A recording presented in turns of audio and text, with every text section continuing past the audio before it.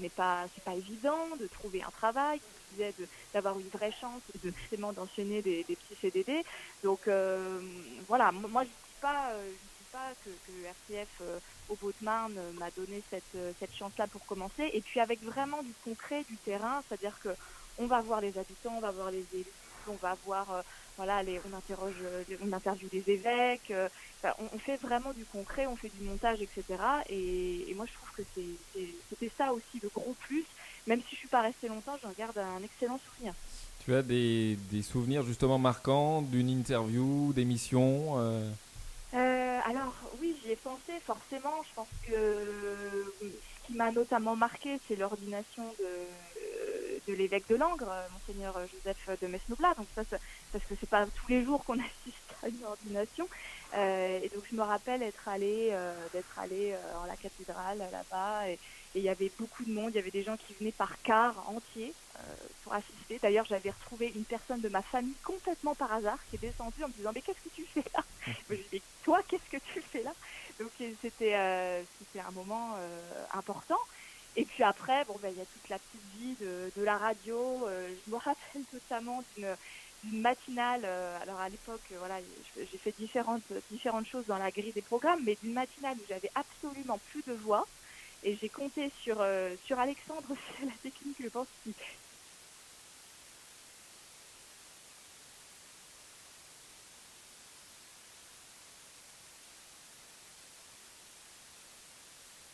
va quand même présenter un journal. Je peux vous dire que les minutes sont particulièrement longues et pénibles. Heureusement, on avait fini quand même avec le sourire. Voilà, toujours avec le sourire. On y revient toujours. C'est un peu ce qui revient dans les témoignages. C'est cette bonne ambiance qui régnait à la radio. Oui, cette bonne ambiance, alors c'est à la mode, mais on parle de bienveillance, mais il y avait de ça aussi. Moi, je me rappelle que quand je suis arrivée, j'ai pu rester dans une petite chambre de la maison diocésaine pendant un mois, le temps de m'installer. C'est des petites choses comme ça, en fait. Voilà, c'est un repas aussi partagé avec l'évêque de Troyes. Donc, des bons moments. Et je trouve qu'en plus, encore une fois, quand on est jeune journaliste, ça marque. Et je pense aussi que le fait que cette radio soit localisée comme ça, vraiment dans la ville de Troyes, dans la maison diocésaine. Enfin, moi, je m'y sentais bien, en tout cas. Et j'ai que des bons souvenirs. D'ailleurs, à ce sujet-là, c'est vrai qu'on a été collègues éphémères, Thomas, mais j'étais aussi collègue avec Florian Soulian, je ne sais pas si, voilà, Oui. qui était aussi à la radio, qui est arrivé un petit peu avant moi. Et bien, figurez-vous qu'on s'est retrouvés par hasard sur le terrain en Seine-et-Marne, où il officie dans une radio locale en ce moment. Et on s'est retrouvés complètement par hasard sur un point presse du préfet de Seine-et-Marne il y a quelques semaines de ça, il y a quelques mois pour être plus précis. Et du coup, on s'est reconnus, on s'est salués bien sûr, et puis voilà, on a reparlé, ça nous a fait repenser à RCF, bien sûr, là où tout avait démarré. Ça, c'est rigolo, effectivement, là, de se retrouver. Tu es journaliste maintenant à l'AFP, hein, c'est ça, Fanny? Oui, voilà, c'est Toujours. ça, l'agence France Presse. Donc voilà, j'ai un petit peu bougé, un petit peu à Nantes, à Marseille, et puis maintenant je suis en région parisienne pour le compte de l'agence France Presse, effectivement. Donc je suis passée au texte et plus à la radio, mais la radio reste quand même mon média de cœur, comme j'aime bien dire ça. Fallait rester à Nantes, Fanny, enfin, fallait pas aller à Eh Paris. oui, je sais, mais bon, voilà. Nantes est aussi une très belle ville, et bon, après, le chemin professionnel fait qu'on ne décide pas forcément, mais ça permet de découvrir des beaux endroits, notre métier aussi, et surtout des gens passionnés. Je pense qu'il y a trois, c'était ça aussi, quand je me rappelle de sujets sur la culture notamment, mais pas que. Voilà, les gens sont quand même étaient contents de venir au studio, contents de faire les interviews, et voilà, on apprenait mutuellement. Donc je pense il y avait cette bonne atmosphère là, que ça allait bien se passer finalement. Et puis, l'avantage, Alexandre, vu que Fanny n'est restée que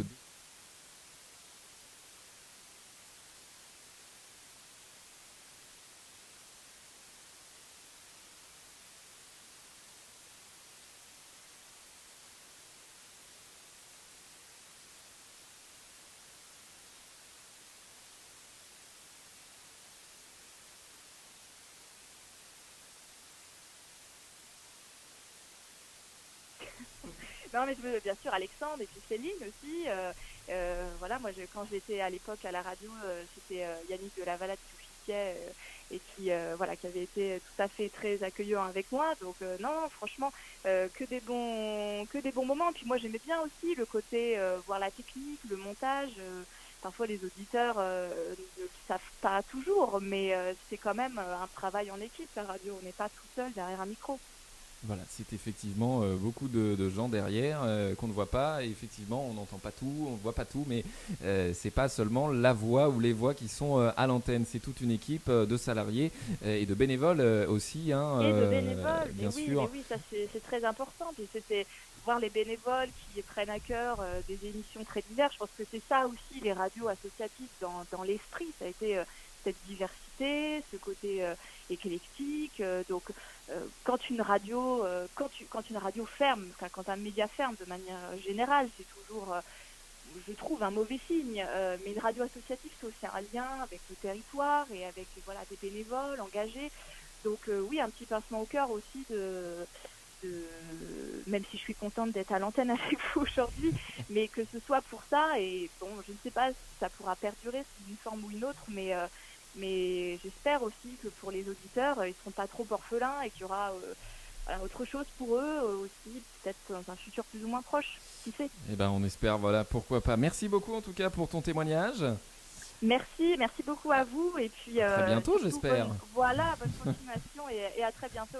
Merci beaucoup Fanny Latache, ancienne journaliste donc, entre mars et octobre 2014, une de mes... Alors j'ai eu beaucoup de collègues moi en 5 ans.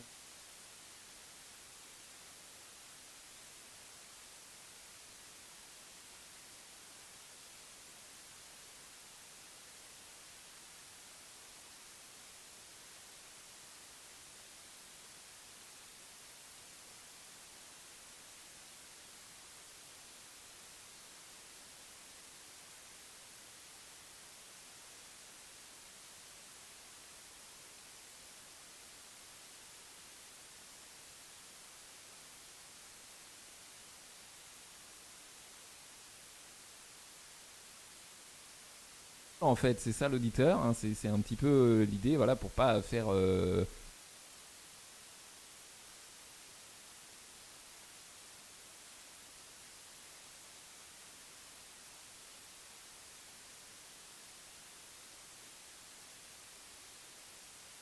D'ailleurs, Père Emmanuel Leroux, on va en parler dans quelques instants, mais je vais donner la parole au Père Laurent Tibor qui attend aussi depuis quelques minutes.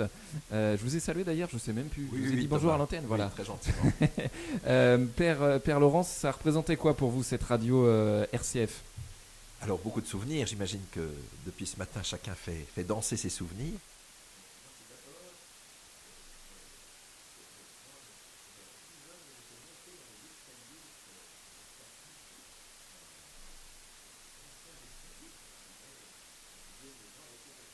Chose moderne. Alors, c'est peut-être ça qui me reste collé à la mémoire, c'est-à-dire à la fois quelque chose ancré avec le diocèse dans la tradition, et puis en même temps très, très ouvert à la modernité.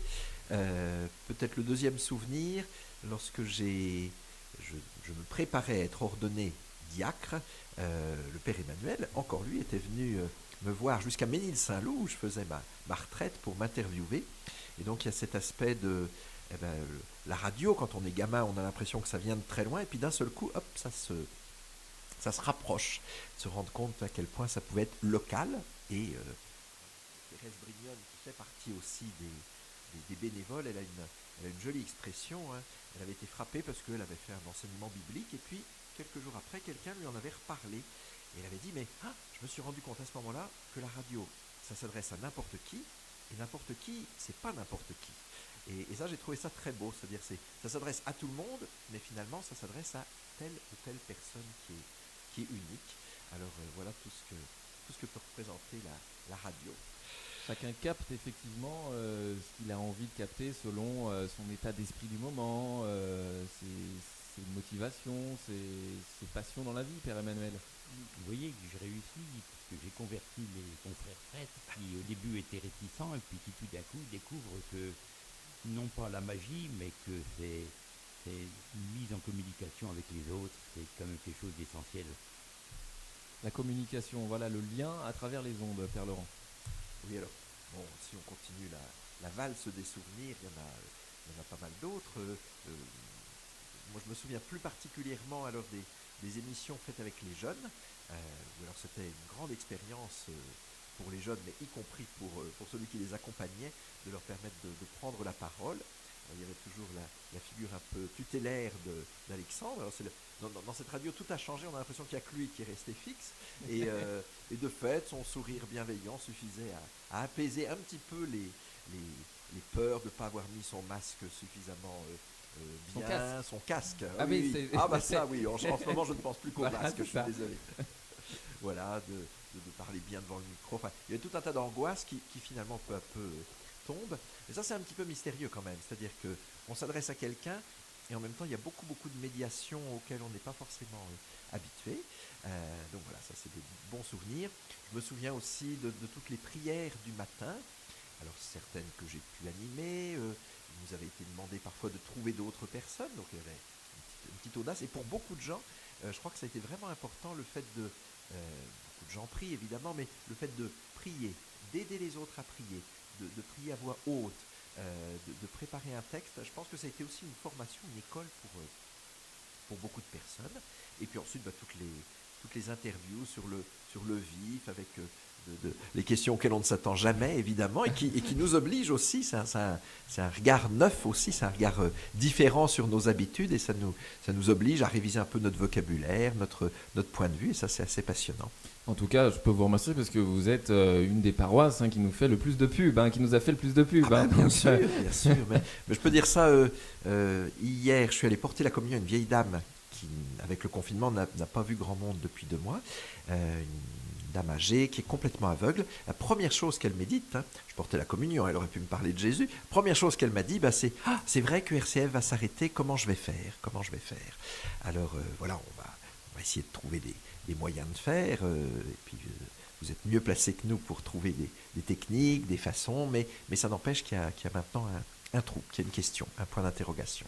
Et puis voilà, vous êtes aussi une paroisse, la radio effectivement s'est développée dans les années 80 et aujourd'hui il y a de nouveaux médias qui émergent aussi, et vous en tant que paroisse, les nouveaux médias ça vous connaît, avec Facebook etc, notamment pendant le confinement on avait la messe tous les jours en vidéo, on la reprenait nous en son ensuite, mais voilà, vous essayez aussi vous de développer ça. Oui, alors c'est très étonnant parce que ça permet effectivement de garder des contacts très forts avec les paroissiens qui nous renvoyaient des petits bonjours, qui nous remerciaient.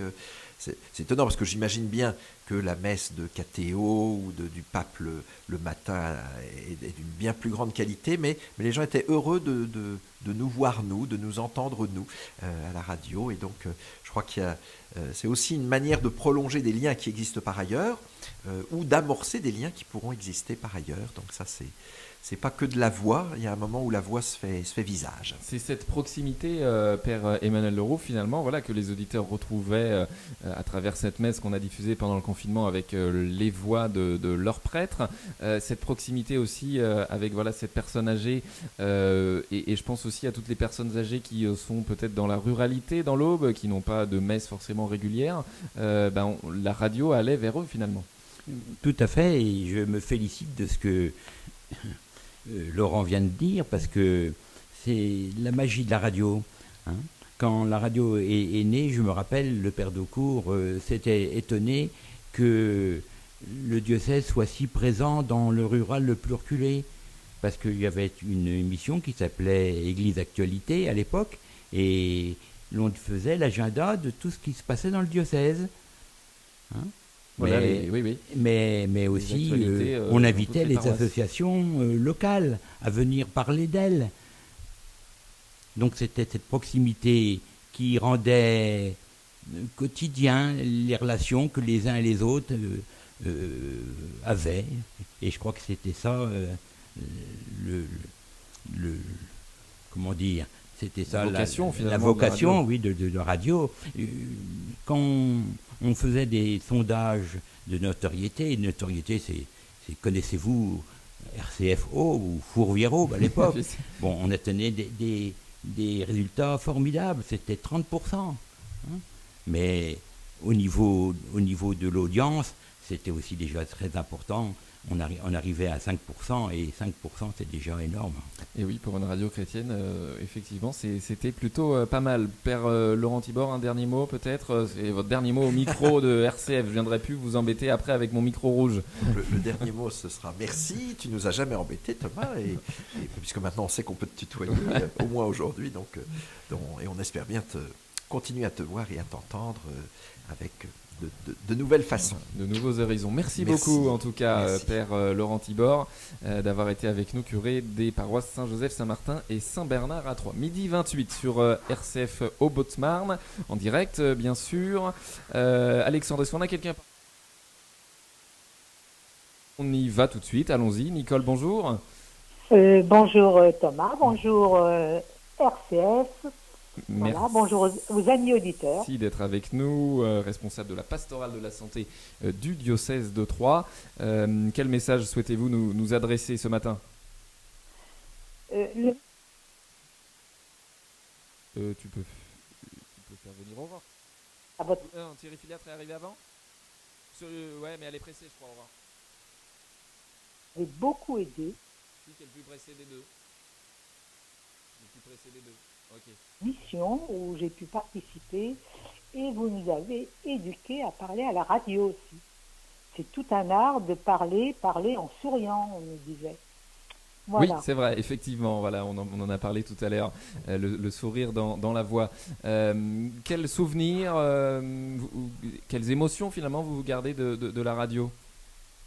Les émotions de la radio. Alors moi je dirais que je crois la première fois où je suis allée à la radio, j'avais dû être invitée Place Saint-Remy avec Père Emmanuel Leroux pour une émission avec la CI.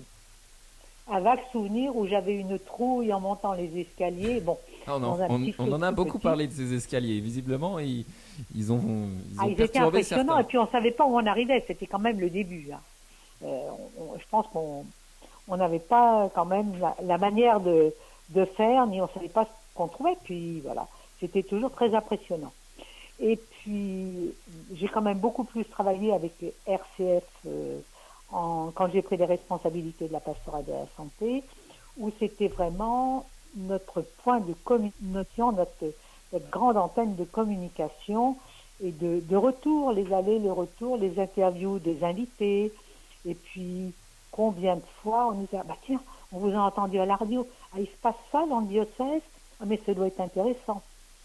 Ça m'est arrivé, j'ai été très impressionnée quand même par une professionnelle qui m'a dit, écoutez, j'ai entendu qu'il y avait telle chose qui se passait, je suis professionnelle, je ne suis pas trop d'église, mais j'écoute cette radio parce qu'elle me plaît, est-ce que je peux venir à votre formation? Je pense que là, c'était quand même tout un déplacement pour nous et pour elle. Finalement, c'était vraiment une ouverture. Et finalement, c'est valorisant pour vous. Voilà, vous faites une émission et vous avez des retours derrière. Donc, vous dites que ça sert vraiment à quelque chose. Je crois qu'après chaque émission, il y a eu des retours. C'est exceptionnel. On voit avec le pôle solidarité, les uns les autres, il y a toujours des découvertes de choses qui se passent dans le diocèse. Je trouve que c'était un moyen de communication exceptionnel. Et je dirais vers des personnes qui, ou ne peuvent plus trop bouger, parce qu'elles sont âgées ou hospitalisées, ou vers des personnes qui ont donné beaucoup dans le diocèse et qui aiment bien rester au courant de ce qui se vit encore, même si elles peuvent plus trop le vivre.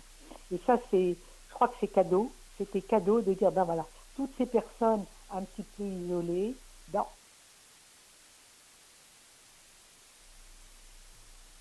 Nicole, on vous a perdu. Oui. Oui, non, vous êtes là. Non, voilà. Voilà, non, voilà, il y a des petits bugs techniques. Et puis, la dernière émission, quand même, qui m'a beaucoup marqué, oui. où j'ai participé, c'est l'émission avant le Codiv, avant toute cette pandémie, c'est avec l'ARS où on a découvert la télémédecine, où on a découvert tout ce qui se vivait dans le monde médical. Elle nous l'avait bien expliqué, ces dames. Il y avait Canal+ qui était là, on était accueillis à Nazareth. Ça a vraiment été une émission quand même très très forte. C'est vrai que c'était 2 semaines avant la crise du Covid, voilà, cette émission spéciale autour de la santé. On avait malheureusement, j'ai envie de dire, eu le nez creux. Voilà, on était déjà dans l'actualité. Vous aviez eu le flair, et je pense que ça, même pour le personnel avec qui j'avais parlé après de Nazareth, avait été très heureux et de découvrir ce qui se passait. Découvrir ce qui se passait et l'accueil les uns les autres. Je pense que personnellement, ça m'a donné un autre regard sur la télémédecine et sur le monde des hôpitaux, des EHPAD que je connais pourtant. Mais voilà, il y a eu un autre regard, un autre un autre rapport. Et c'était du coup votre dernière intervention sur RCF. Voilà, vous ne le saviez pas à l'époque Voilà. malheureusement, mais voilà, c'était la dernière. Enfin, Voilà, la dernière est voilà. aujourd'hui, mais la dernière au micro. Et puis, vous étiez quand même le lien. Je me souviens d'une dame qui m'a téléphoné en me disant, ben voilà, je ne peux pas arriver à joindre RCF, c'est par votre biais parce que je fabrique des masques, je voudrais Oui. qu'on en parle. Il y a eu un médecin qui, en tout début Oui. de pandémie, m'a dit, Madame Cudel, on se connaît un petit peu, mais j'aimerais parler du problème des masques et c'est urgent, il faut absolument que ça se mette en route. Et sa grande joie a été en même temps d'avoir été mis en lien avec Canal 32 où il a pu faire une émission. C'est vrai que Alors, grâce à vous, je pense j'ai pu que- obtenir quelques interviews pendant le confinement. Merci beaucoup. Ouais, ouais. Voilà, ça prouve Ouais, aussi ce non, lien non, ça a vraiment été qu'on avait des noué. grands moments et on a quand même un petit peu de peine. Voilà, et ça prouve ce lien qu'on Même a. les réseaux sociaux, s'il se passe quelque chose, les personnes qui sont soulagées vont pas rejoindre comme ça les réseaux sociaux. C'est pas possible. Et oui, non. Merci beaucoup, Nicole Cudel. À très Ben, vite, un j'espère. grand merci à vous pour tout ce que vous nous avez donné, pour vos sourires et puis pour toute cette ambiance que vous nous avez fait vivre. Merci beaucoup pour votre témoignage. À bientôt, j'espère. Alors, il y a eu un blanc là ?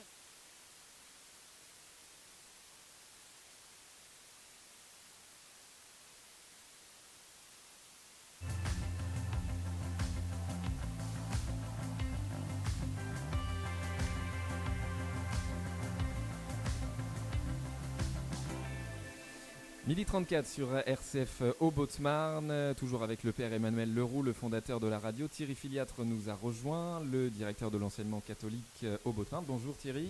Bonjour, bonjour à Merci chacun. Bonjour. d'être avec nous pour votre témoignage dans quelques instants. Juste, je voulais rebondir sur ce que disait Nicole avec vous, Père Emmanuel Leroux. Voilà, on évoquait ces contacts qu'elle m'a permis d'avoir lors du confinement.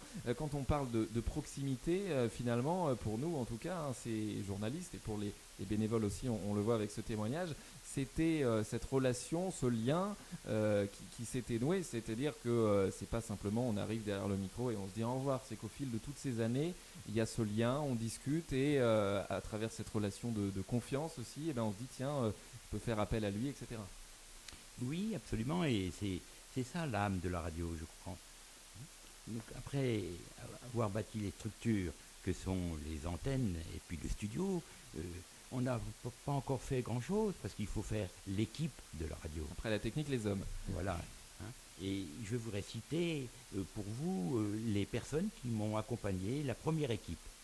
Il y avait bien sûr Francis Parent qui était à la technique, mais j'ai été débauché, quelqu'un de l'Est clair, pour être l'animateur de la radio. Il s'agit de Laurence Ostrowski. Peut-être que vous avez entendu parler de ce nom-là. Elle était journaliste à l'Est clair. Et ben, je lui ai proposé de venir travailler avec moi. Et, voilà, et elle s'est lancée dans l'aventure. Elle s'est lancée dans l'aventure et elle a été pendant des années ici à l'antenne, veillant sur le signal qui de temps en temps n'émettait plus. Alors moi, que je l'entendais, ben, c'était souvent la nuit, j'allais voir le studio, je remettais les choses d'aplomb, ou bien je prenais une chaise pour dormir à côté jusqu'à temps que ça marche, vous voyez. Il y a des choses plein à vous raconter comme ça. Hein. C'est-à-dire, oui, on fait plein de choses finalement. Hein. Quand on gère une radio, voilà, il y a des tâches improbables parfois. Voilà, je voudrais citer aussi Magali Vanrette qui s'occupait de tout ce qui concerne le diocèse, et puis Alexandre Desmaîtres qui était le premier technicien. Bon, et puis. C'était un critère d'embauche, s'appelait Alexandre. Le technicien du lundi, parce que c'était le jour où tout le monde prenait un petit peu de repos. Bon, voilà. Oui. Donc c'est. Qui animait encore une émission avec vous cette saison. Voilà. Voilà. Merci, Père Emmanuel Leroux. Encore d'autres souvenirs d'ici la fin de l'émission. Thierry Filiatre, je me retourne vers vous. Merci d'être avec nous. Pour vous, RCF, c'était quoi? Ça représentait quoi? Le seuil. Seuil. Ni dans l'église, ni hors de l'église, et dans l'église, et en dehors de l'église. Je trouve un très bel outil, très très bel outil. On ne va pas redire les choses de communication, mais c'est surtout, ça n'était pas typiquement de l'Église, mais voulu par l'Église. C'est-à-dire que quand on lit La joie se partage, je vois sur la table Radio Fourvière, j'étais dans un diocèse où la première radio s'est appelée Radio Parabole, bon, pas très loin d'ici. À Dijon. Et à Dijon.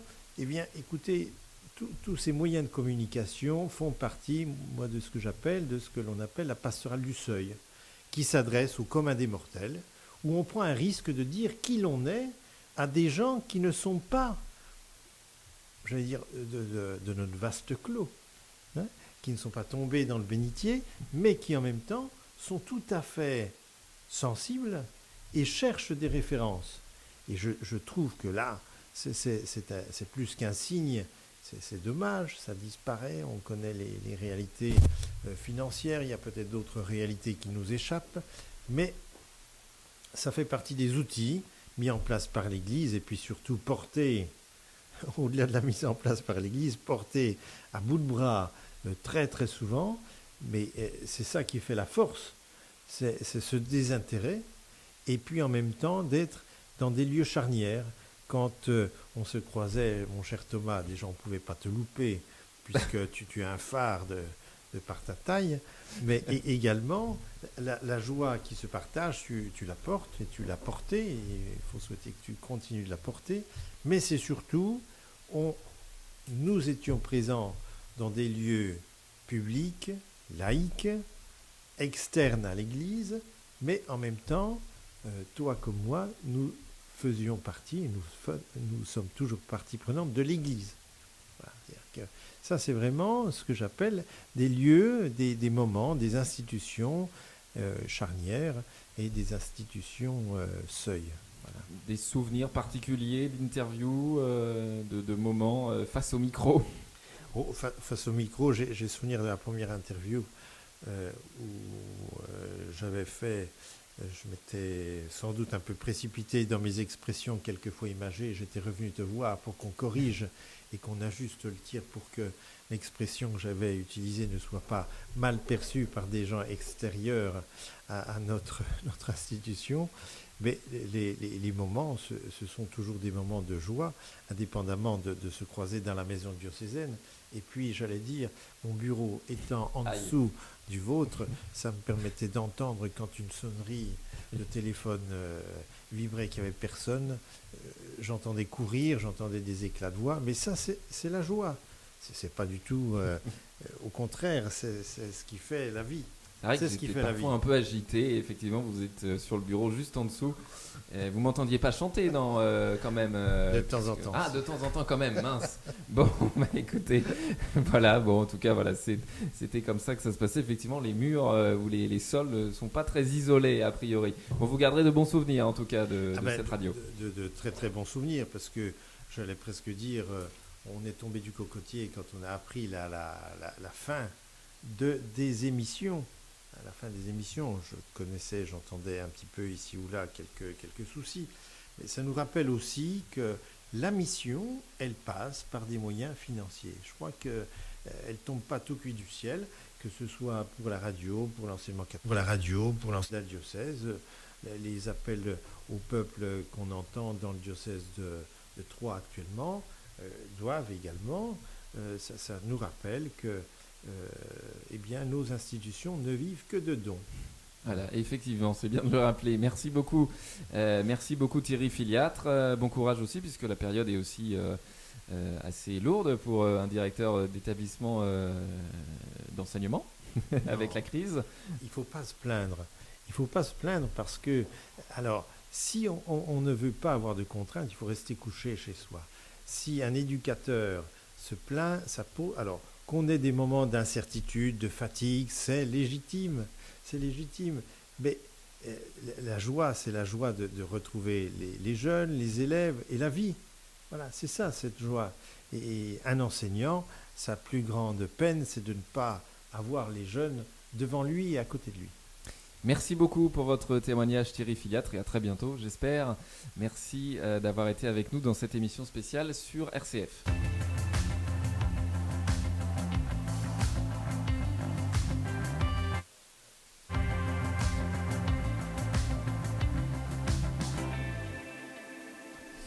12h42 en direct, vous pouvez toujours nous appeler bien sûr 03 25 71 68 30, 03 25 71 68 30.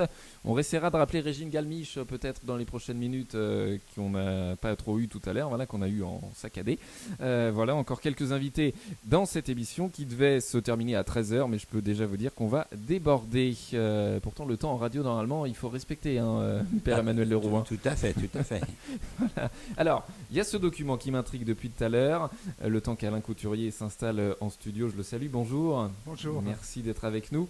Un document que vous avez amené, Père Emmanuel Leroux. Radio Fourvière-Aube, demande d'attribution de fréquence pour 3 Bar-sur-Aube, Romilly-Nogent, dossier de candidature pour le CSA, le CTR de Nancy. C'est un des tout premiers dossiers et il est assez lourd. Hein. C'est le premier. C'est le premier.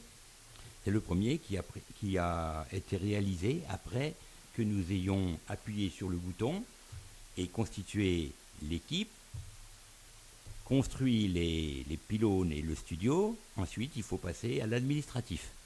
Oui. Et l'administratif, c'est ce dossier qui donne la permission, la propriété du signal, du signal des émissions de Radio Fourvière-Aube et de RCF Aube maintenant. Voilà, donc on a les documents d'époque, effectivement, signés, les fréquences. On en a 6 dans l'Aube actuellement et 2 en Haute-Marne. Il y en avait 3 au départ, du coup. Oui. 3 Nogent-Romilly et Bar-sur-Aube. Oui. Et ensuite, ça s'est développé. Mais en tout cas, là, c'est vraiment le tout premier. Qu'est-ce qu'on y retrouve dedans? Je le feuillette en même temps que vous. On y trouve dedans le projet. Journal officiel. On y trouve le projet, tout simplement, avec des attestations, et des témoignages de ceux qui nous entouraient à l'époque, puisqu'il a été réalisé en 1995, ce dossier, c'est-à-dire pendant les 2 premières années d'émission de la radio. On a les noms des tout premiers membres de la radio, effectivement. On a des casiers judiciaires vierges qu'il faut fournir quand il s'agit de médias. Nous aussi, tous les ans, quand on demande la carte de presse, en tout cas en tant que journaliste, on doit la donner. Et puis, on y revient encore aux finances, charges et recettes, déjà à l'époque. Donc, vous voyez, vous pouvez dire peut-être les prix qu'à peu près que ça avait coûté à l'époque. Alors on peut, Alors là, c'est les comptes de résultats, bilan. Attendez, je vais essayer de reprendre la toute première année peut-être. Je tourne les pages, je vais trouver. Hop. Alors en kilos, en kilos francs, qu'est-ce que ça veut dire? En KF. Oui. Qu'est-ce que c'est? Oui. Aidez-moi. Des milliers de francs. D'accord. Alors, dons des auditeurs 6,6, subvention de l'association de Cézanne 319, subvention du FSER 292, message d'intérêt général 1, c'est les partenaires comme le département Le Genre du parrainage 1,5 et divers 67,5, 687,6. J'avoue que c'est du chinois pour moi. On est dans des nouveaux francs, des anciens francs. C'était des nouveaux francs. C'était les nouveaux francs, d'accord. Bon, ok. Moi, je suis passé à l'euro rapidement, donc désolé. Donc voilà, et puis on a tout le détail ensuite, des charges, etc. C'est important de présenter des dossiers équilibrés quand on crée une radio pour être crédible auprès du CSA, Père Emmanuel Leroux. Absolument. Et vous voyez qu'on avait besoin de beaucoup de monde pour pouvoir réaliser ce dossier, qui n'est pas seulement que mon œuvre, mais l'œuvre de la première équipe. Et on voit que finalement le modèle est quasiment toujours le même aujourd'hui, puisqu'on a toujours les recettes du diocèse, on avait en tout cas les subventions de partenaires, les dons des auditeurs bien sûr qui étaient l'essentiel. Ce n'est pas les recettes du diocèse, c'est les recettes de RCF. Les recettes de RCF, les dons des auditeurs et la subvention du FSER, du Fonds de soutien à l'expression radiophonique qui est attribué chaque année aux radios associatives par le ministère de la Culture. On peut vous le préciser, vous apprendrez peut-être quelque chose. Cette subvention qui est attribuée, je vous rends quand même votre document, Père Emmanuel Leroux, je pense que vous y tenez beaucoup et il vous servira pour le livre. Oui. Le FSER, Alexandre, vous allez me dire, si tu vas me dire si je dis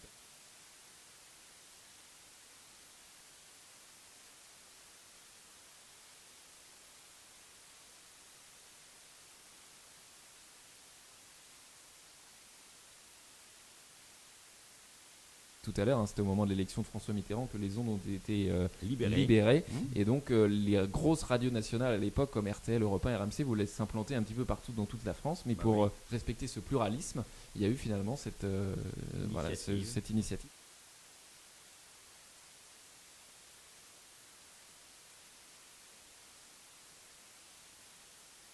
cette pluralité et cette proximité. Alain Couturier, merci beaucoup. Bénévole engagé, diacre du diocèse de Troyes, bénévole depuis combien de temps ?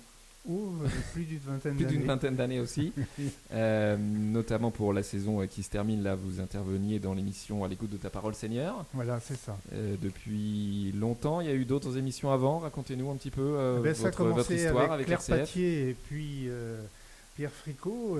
Et lorsque j'étais ordonné diacre dans ma mission, il y avait justement cette mission de la parole de Dieu, de la pastorale de la parole. Et mon épouse Marie-Jeanne était associée à cette même mission, pardon. Et lorsque Claire et Pierre ont compris qu'ils allaient quitter le diocèse, ils nous ont dit à vous le manche, et nous avons pris la suite de l'émission À l'écoute de ta parole, et nous avons fait ça depuis les années 2000, quoi. Oui, ça fait une vingtaine d'années, avec des équipes très, très différentes, bien sûr, qui avaient leurs spécificités. Comme nous étions plus branchés, si je puis dire, sur l'Ancien Testament, nous prenions la plupart du temps les textes des prophètes, les textes de la Torah, bien sûr, ou les psaumes lorsqu'il n'y avait pas de texte de l'Ancien Testament, comme en ce moment. Et puis d'autres équipes, Bernard Ovine, qui était l'ancien vicaire général de la Haute-Marne, qui était avec nous, oui. Lui commentait surtout l'évangile du dimanche, alors que nous commentions les textes, le premier texte des dimanches. Et c'était une richesse parce que chaque équipe avait sa spécificité selon sa sensibilité. Et nous étions assez fidèles à ce que chaque équipe puisse dire ce qu'elle portait au niveau de la parole de Dieu. Et donc les émissions étaient à raison d'une par semaine, de 27 minutes. C'était quand même du travail quand on se rend compte pendant 20 ans de faire ces émissions. Et on a été, selon les années, riches en équipes. Parfois on avait 6 équipes, c'était bien. Mais toutes n'intervenaient pas à tour de rôle parce que des équipes demandaient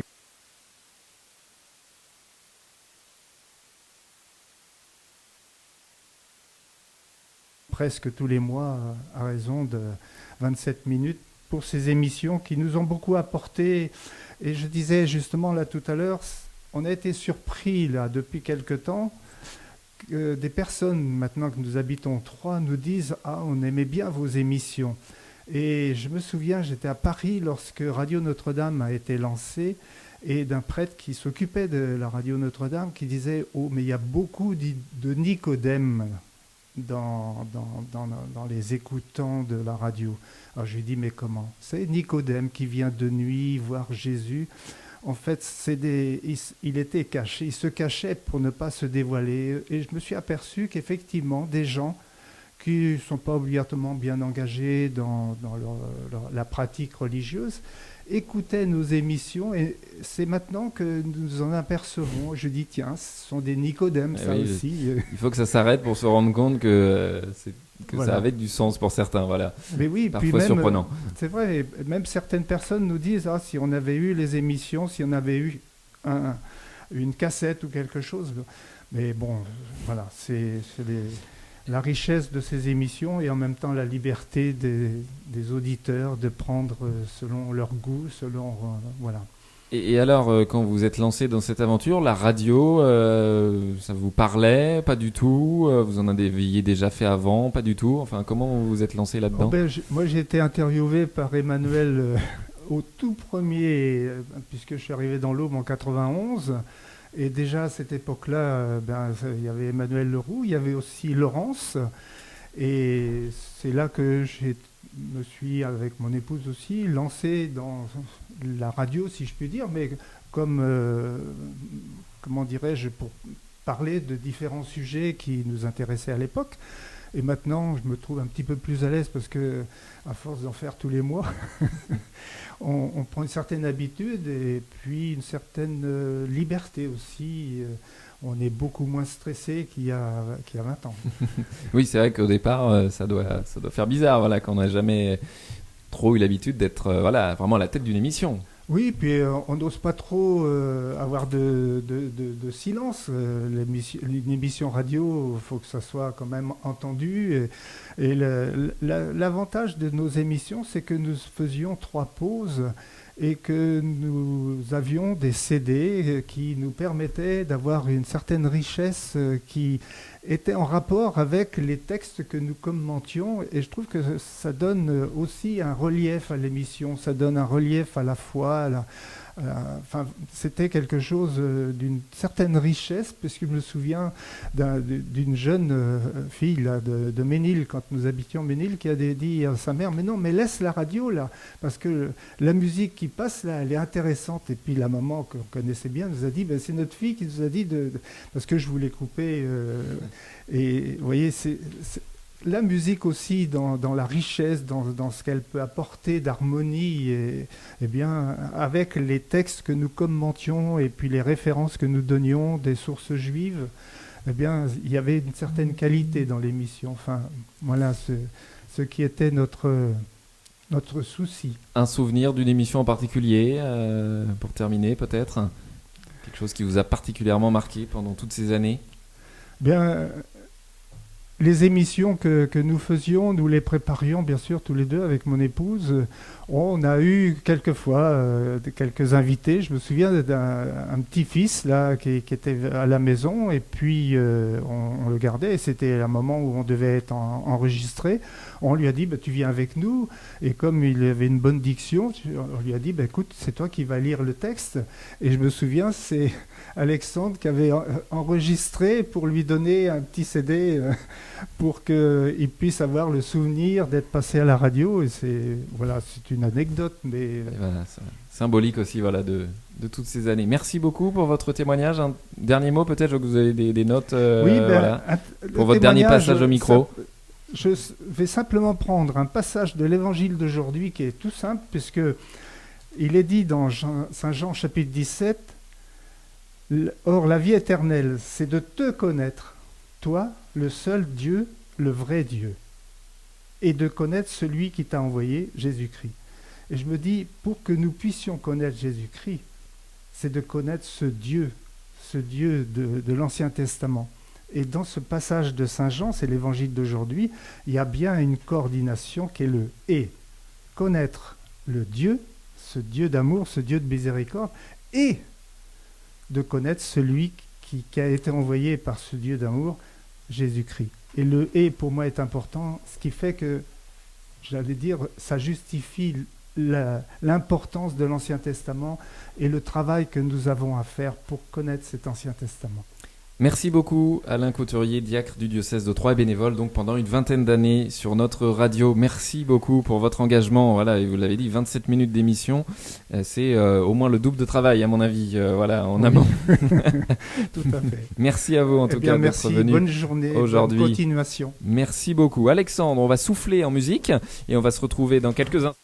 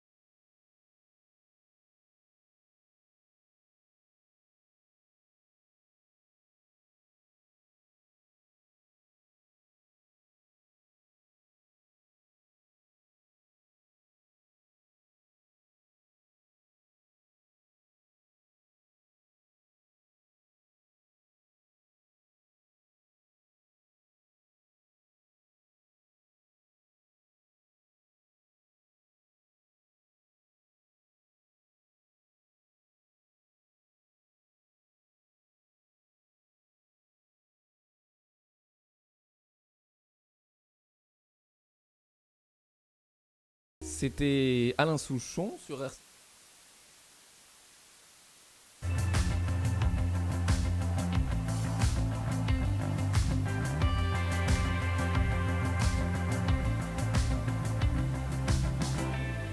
Il est 13h sur RCF au Haute-Marne.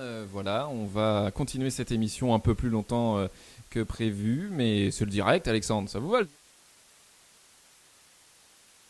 C'est du direct, j'ai Jean-Baptiste Banco qui vient.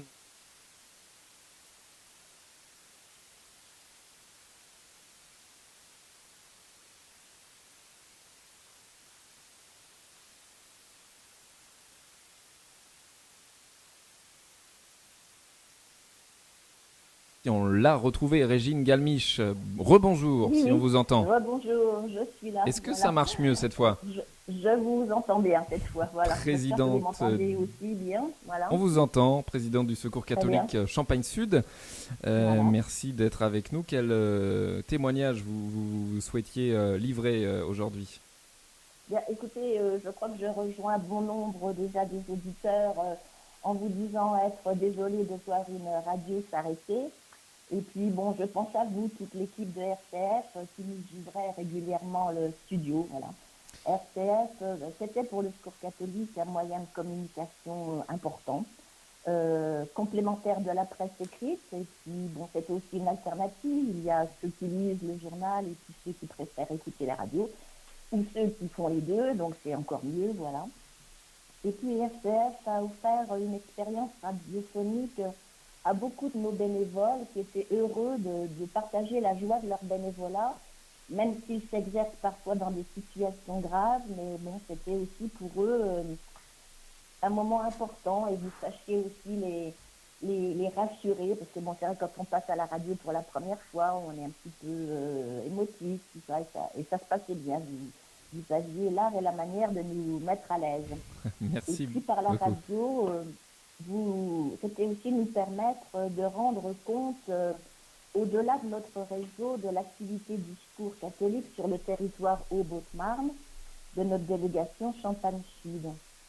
Enfin, c'était un média qui faisait connaître le Secours, mais pas seulement, parce que parler sur une radio, pour les bénévoles, c'est aussi valoriser leur grande implication dans différentes actions diverses et variées au service des plus fragiles. J'ai en tête bon, un peu tout ce qui s'est fait pendant de nombreuses années. Vous nous avez permis de témoigner sur nos actions. Je pense par exemple à quand les épiceries sociales se sont mises en place, les jardins solidaires, on a pu expliquer ce que c'était. Les grands titres comme Solidarité familiale, on a pu aussi expliquer ce que ça recouvrait. Les actions de fin d'année auprès des personnes détenues. Le voyage de la fraternité avec les pôles solidarité, bon, c'était aussi un grand moment. Plus spécifiquement pour nous, les Secours catholiques, c'était aussi les temps de présentation du rapport statistique sur la pauvreté. Parler aussi et faire les appels aux dons quand le mois de novembre arrivait, c'était la journée nationale. Et puis aussi, on a été souvent accueillis avec mes amis cap-verdiens pour pouvoir témoigner sur notre action à l'international avec le partenariat que nous entretenons. Et puis bon, il y a eu aussi, bon, vous Thomas, souvent à l'extérieur, vous couvriez nos événements majeurs. Je pense par exemple à Brienne-le-Château lors du 70e anniversaire, la journée fraternelle. J'ai un bon souvenir aussi de la table ronde sur la question des migrations qui avait été organisée à Notre-Dame-en-Lille. Et voilà. Et puis, tout ça, c'était la vie du Secours catholique, mais c'était aussi, avec vous, la possibilité d'en témoigner et d'en témoigner largement. Et puis, ce qui était aussi sympa, lorsqu'on rencontrait des personnes, pas forcément, enfin de tous horizons, pas forcément des personnes catholiques qui nous disaient « Ah, ben on vous a entendu sur RCF » ou « On a entendu parler de telle action du Secours catholique ». Et bien voilà, on se disait ben, « C'est bien, on a aussi envie que ce que nous faisons se sache et que ça donne aussi peut-être envie à d'autres de nous rejoindre. » Voilà. Et tout ça, je me dis, ben, qui pourra le dire maintenant? Qui pourra le dire? Donc, c'est ma question aujourd'hui. Enfin, je voulais vous remercier et remercier RCF pour toutes ces années au service de la formation sur la vie associative locale et particulièrement celle de l'association que je représente, le Secours catholique. Voilà ça. Je vous dis que ça va être ne plus avoir de radio pour témoigner. Ça va être un grand manque pour nous aussi. Voilà. Je vous souhaite en tous les cas une bonne continuation et j'espère qu'on pourra de nouveau se parler sur les ondes et être invités de droite et de gauche pour témoigner du Secours catholique, mais nous gardons des bons souvenirs de nos relations avec tous de RCF. Voilà ce que je voulais vous dire aujourd'hui. Eh bien, merci beaucoup pour votre témoignage qui nous fait plaisir, qui nous touche, bien sûr, comme tous les témoignages qu'on a eus depuis ce matin. Merci beaucoup, Régine Galmiche, présidente du Secours catholique Champagne Sud. Merci à vous et puis à bientôt, j'espère. Merci beaucoup. Bonne journée. Aussi, oui. Bonne journée à vous. On y est arrivé, voilà, malgré les petits soucis. 13h05 sur RCF au Haute-Marne. On va enchaîner dans quelques instants avec un nouvel invité téléphonique. Ça sera Jean-Baptiste Banco, l'ancien directeur. Alexandre, je te laisserai d'ailleurs mener peut-être l'interview.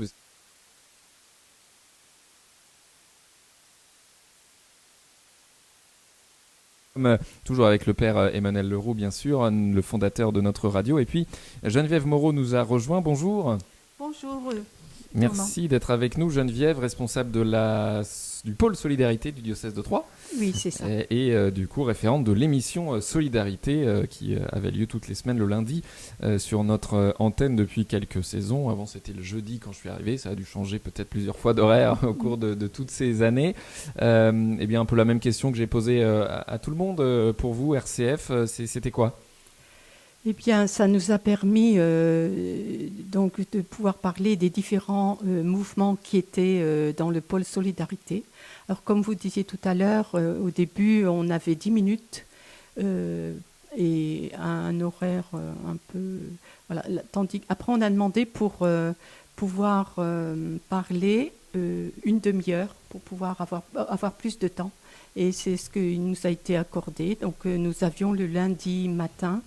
on pouvait parler. Il y avait les différents mouvements qui venaient à la radio pour un peu expliquer ce qu'ils faisaient dans leur mouvement, hein, dont d'ailleurs le Secours catholique qu'on vient juste d'entendre. Hein. Effectivement, voilà. Vous gardez quoi comme souvenir, vous, de ces émissions, justement ? Alors, au début, pour moi, c'était compliqué de parler à la radio. Et ça fait 4 ans donc, que je viens. Je suis venue avec Joël Jolin, qui était le responsable de la radio avant, du pôle Solidarité. Ouais. Et voilà, petit à petit, grâce à vous, Thomas, il y a vraiment une bonne ambiance ici et ça m'a permis de pouvoir parler de toute solidarité et aussi, comme disait Régine, du voyage de la fraternité qu'on a monté l'année dernière. Et on a pu en parler, en discuter avec... voilà, sur cette radio. Voilà, donc des bons souvenirs aussi. Oui, que voilà. Des bons souvenirs. Et quand j'ai su que la radio s'arrêtait, pour moi, j'ai trouvé que c'était vraiment... mon premier mot, c'était « Oh là là, encore une épreuve. Après le confinement, encore une épreuve. » quoi. Bon, après, il faut arriver à... Il faudra trouver d'autres moyens, chercher pour pouvoir un peu expliquer un peu ce que c'est que le pôle Solidarité. Merci pour votre témoignage. Père Emmanuel Leroux, le mot solidarité aussi, quand on crée une radio chrétienne, c'est forcément, je vous laisse terminer, alors c'est l'heure de l'apéritif, hein, on ne vous cache rien, voilà, donc je vous laisse terminer. Peut-être un dernier mot du coup, Geneviève, avec vous avant, pour votre dernier passage au micro. On salue aussi Alain, bien sûr, votre mari diacre, qui aussi est intervenu sur l'antenne, notamment en tant que responsable de la kermesse. Il peut venir parler s'il veut, non, il ne veut pas. Et puis il a participé, il a participé au niveau technique pour trouver les... Oui, c'est vrai, oui, du côté d'Aix-en-Othe aussi. Voilà, exactement. Il ne veut pas venir parler, non ? Il se cache là derrière, j'ai l'impression. Oui, voilà, non, il ne veut pas. Voilà, je vous dire merci beaucoup pour tout ce qui a pu être dit et être fait pour le pôle Solidarité. Merci beaucoup pour votre témoignage, Geneviève Moreau. Oui, Père Emmanuel Leroux, solidarité, quand on crée un média chrétien, forcément, c'est incontournable. C'est incontournable et ça va avec le mot communion. Car on ne crée pas une radio pour parler dans le poste, hein, pour parler de soi, mais pour communiquer avec les autres ce qu'on vit, ce qu'on a envie de vivre, qu'on soit chrétien ou pas d'ailleurs, parce que la radio RCF n'a pas de limite, elle invitait tout le monde. Et une des émissions que moi je préférais quand j'étais aux manettes, c'était l'émission où je donnais la parole à toutes les associations qui existent dans l'Aube. Elles étaient étonnées parce que, justement, comme dans le pôle Solidarité, il y a beaucoup d'associations, et bien on sait jamais ce qu'elles font, ces associations. Et bien qu'elles puissent communiquer ce qui les anime, ce pourquoi elles se défoncent pour les autres, et avec les autres, je crois que c'est important. Et puis ça crée ce lien vital pour que les hommes puissent vivre. La solidarité, la fraternité aussi, voilà, effectivement, avec le voyage, on était en plein dedans, voilà, pendant toutes ces années sur RCF au Haute-Marne. Je vois que vous avez pris des petites notes encore, Père Emmanuel Leroux. Vous vouliez rajouter quelque chose ? Oui, c'était simplement la petite note que j'avais notée là sur mon papier, qui présidait un petit peu à l'initiative de cette radio, que le Père Fauchet me disait souvent. Les médias sont encore aujourd'hui, comme hier, la place publique où se rencontrent ceux qui façonnent la vie des hommes, telle l'Église, au milieu de nos villages. Il importe que les chrétiens y soient présents, acteurs passionnés de ce monde de paix et d'échanges à construire. Voilà, c'est mon petit message pour finir. 13h11 sur RCF au Haute-Marne. On déborde dans cette émission spéciale, toujours en direct bien sûr. Nous sommes par téléphone avec Jean-Baptiste Banco. Bonjour. Bonjour Thomas. Je ne vous connais pas, je vous appelle Thomas parce que vous faites maintenant partie de la grande famille des ouvriers de RCF, alors je me permets cette familiarité. Pas de souci, avec plaisir. Merci beaucoup d'être avec nous, directeur délégué de Tendance Ouest, mais passé donc par RCF ici au début des années 2000, c'est ça ? Alors là, je ne pourrais pas vous dire précisément les dates. En tout cas, j'étais à RCF Aube et avant à Radio Fourvière Aube pendant 7 années, en 2 fois. Entre les deux, je suis parti travailler un peu plus d'1 an en Afrique. Et j'ai été embauché par le Père Emmanuel Leroux que je viens d'entendre et que je veux bien sûr saluer parce que c'est lui qui m'a donné cette chance de découvrir ce métier, c'est lui qui m'a formé, c'est lui qui m'a appris à ranger des cassettes. J'en suis très fier. Alors les cassettes n'existent plus, mais je sais parfaitement ranger les cassettes grâce au Père Emmanuel. Donc bonjour Père Emmanuel, si vous m'entendez, je vous espère en bonne santé. Bonjour Jean-Baptiste, bonjour, je suis très content de t'entendre. Ah moi aussi ça me fait plaisir. Vous avez un message justement, Père Emmanuel, pour Jean-Baptiste Banco ? Si on pouvait se revoir, parce que l'Ouest c'est un peu loin, sinon je ne sais pas comment on pourrait faire. Mais oui, c'est vrai. Alors là, on est on dépasse les 100 km, Père Emmanuel. Oui. Mais c'est des merveilleux souvenirs. En tout cas, de vous remercier parce que c'est vrai que ces années sont un peu lointaines, mais au niveau du cœur, elles sont très proches. Et si vous ne m'aviez pas donné cette chance de pousser, ou d'ouvrir en tout cas la porte de Radio Fourvière Aube il y a un certain nombre d'années, je ne sais absolument pas ce que je ferais aujourd'hui. En tout cas, je ne serais sans doute pas journaliste. Je nagerais sans doute pas dans le bonheur professionnel depuis près de 25 ans. Et donc, un grand merci parce que vous avez osé ouvrir la porte à des tout jeunes. Je devais avoir 21 ou 22 ans, qui avaient très peu d'expérience et donner cette chance de commencer un métier. Et je crois que quand on fait confiance aux jeunes, c'est peut-être une des plus belles choses à faire dans sa vie finalement que de faire confiance. On a cessé d'être une histoire de confiance avec le Père Emmanuel Leroux au départ, puis avec le général Paul Font qui m'a refait confiance à mon retour d'Afrique et qui m'a effectivement confié la direction de cette radio. Et puis avec le président des Amis Jacques Fleury, etc., avec l'évêque de Troyes, le Père Stinger, qui a eu une rencontre aussi inoubliable. Donc c'est beaucoup de confiance mon histoire avec RCF. Je te remercie Jean-Baptiste de ce que tu viens de dire, ça me touche beaucoup. Et moi aussi je dois te remercier parce que c'était formidable aussi Radio Fourvière Aube durant ces années où tu étais là, puis ensuite RCF. Quand je suis parti, grâce à toi, RCF a pu perdurer et merci encore. Merci Père Emmanuel. Et vous savez Père Emmanuel, quand je discute avec, puisqu'il m'arrive et de faire des interventions dans des écoles, etc. Évidemment, le parcours que j'ai maintenant n'a pas grand-chose à voir, hein, puisque je suis effectivement dans une de ces radios qui finance le FSER, dont parlait Alex tout à l'heure. et effectivement, on est sur des organisations, etc., qui sont un peu différentes. Mais quand on me demande un peu mon parcours, évidemment, j'évoque Radio Fourvière-Aube, évidemment, j'évoque RCF, Aube ensuite, et le Père Emmanuel, le Général Paul Font. Et souvent, quand on me demande ce que représente pour moi cette radio RCF, eh bien souvent je parle de l'ouverture. Père Emmanuel, c'est quelque chose qui vous tenait beaucoup à cœur. J'imagine que ça n'a pas changé. C'est-à-dire que vous aviez vraiment à cœur, en tout cas quand vous m'avez accueilli dans cette radio, de me dire que c'était pas la radio d'une chapelle ou d'une petite église, mais d'une église avec le portail grand ouvert. Ça m'a toujours beaucoup marqué, ça m'a suivi dans toutes les expériences professionnelles que j'ai eues ensuite, c'est-à-dire ce souhait d'être ouvert. Et il me semble que c'est vraiment une des particularités de RCF. J'entendais tout à l'heure le directeur diocésain de l'enseignement catholique évoquer ce seuil, etc. J'ai beaucoup aimé ce qu'il a dit sur cette notion de seuil et d'endroit un peu entre les mondes. Je pense qu'RCF est de ces radios qui je sais pas comment dire ça, mais en tout cas qui mettent des ponts.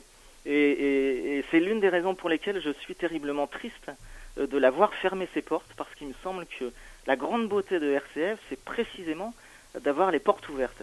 Et imaginez qu'aujourd'hui RCF Aube ferme sa porte, pour moi ça peut être non pas de l'ordre du traumatisme, mais en tout cas d'une tristesse très sincère et très profonde. Je connais pas du tout les raisons, je connais pas du tout le dossier, mais le simple fait que RCF ferme ses portes, je trouve ça vraiment très triste, parce que c'est l'inverse de sa vocation, et en tout cas de la vocation que m'avait expliqué le Père Emmanuel le premier jour où j'ai poussé cette porte.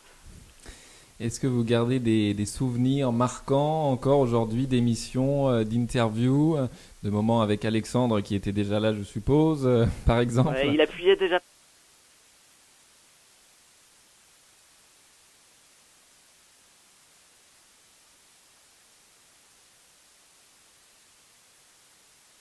Mon plaisir de l'entendre parce que je sais pas quel âge tu avais, Alex.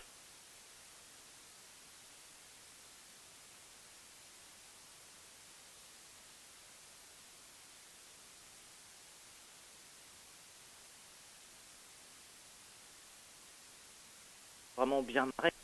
Et on a toujours fait vraiment, je pense, les uns et les autres ce métier-là.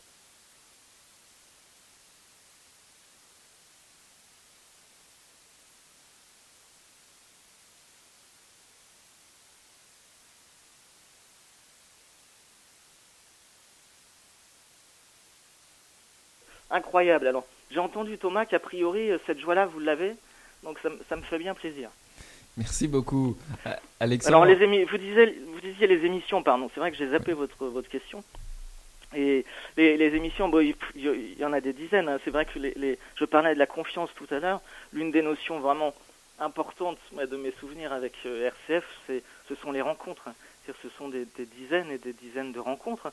D'abord, pour la petite histoire, l'une des rencontres, c'est celle de ma future épouse dans les studios de RCF, et avec qui je me suis marié en 2004, et que j'ai rencontré dans les studios parce qu'elle avait écrit des livres sur l'Afrique, parce que Louis Sarrazin, qui était un fidèle bénévole, qui je crois est décédé l'an dernier, m'avait dit: il faut absolument que tu interviewes une fille de Nogent, elle a écrit des bouquins, elle est partie 1 an au Bénin, elle a écrit des bouquins super, il faut que tu rencontres cette fille.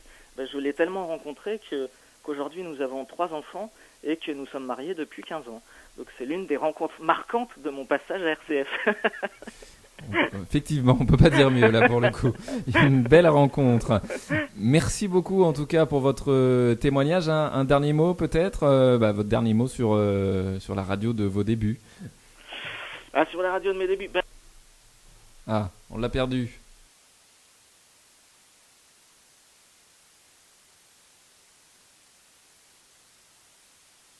Rappeler 13h18 en direct sur RCF Haute-Marne. Et alors le temps de rappeler Jean-Baptiste qui parlait de rencontre à l'instant. Eh bien une rencontre moi avec la personne qui nous a rejoint en studio, c'est Aurore Chabot de l'Est Éclair. Bonjour Aurore.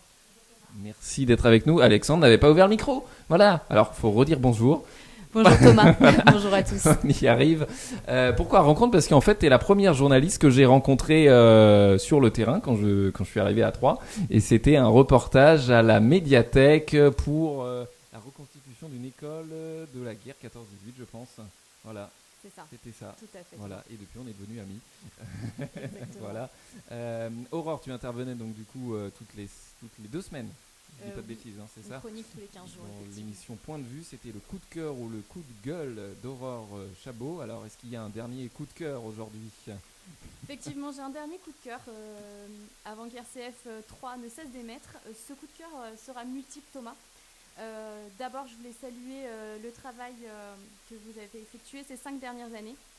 Ton travail, Thomas, parce que tu m'en On peut aujourd'hui, oui. Celui d'Alexandre, celui de Ghislain, qu'il ne faut pas oublier, de Bertrand et évidemment de Rémi, sans qui je ne serais pas là. Je voulais aussi saluer la solidarité incroyable des particuliers, des entreprises, pour apporter un peu de douceur à nos héros du quotidien pendant cette période de confinement. Nos héros qui sont ces soignants, bien évidemment. Pour les remercier, les saluer pour leur courage, leur engagement sans faille. Je n'oublie pas tous ceux qui ont été en première ligne, qui ont permis au pays de continuer à tourner pendant ces 2 mois. Aujourd'hui, la vie reprend ses droits, mais les difficultés sont encore devant nous. L'épidémie n'est pas terminée, les restaurants n'ont toujours pas rouvert. J'avais envie de mettre un coup de projecteur sur ces restaurateurs qui se sont mis à la livraison ou à la vente à emporter, comme l'auberge de Sainte-Maure, la Charrette Créole, le bistrot, le bar à bulles, Pinot et j'en passe. Ils ont su se réinventer, comme ces entreprises auboises qui ont adapté leur production pour répondre aux besoins liés à la crise sanitaire, à l'image de Décograve, d'Actuplast, de Plastique de Champagne. La France n'est jamais aussi belle et aussi forte que dans la difficulté. J'aurais aimé qu'elle soit aussi forte dans votre difficulté. Et comme je connais votre amour pour la chanson française, je terminerai sur ces paroles de France Gall. Résiste, prouve que tu existes, va, refuse ce monde égoïste.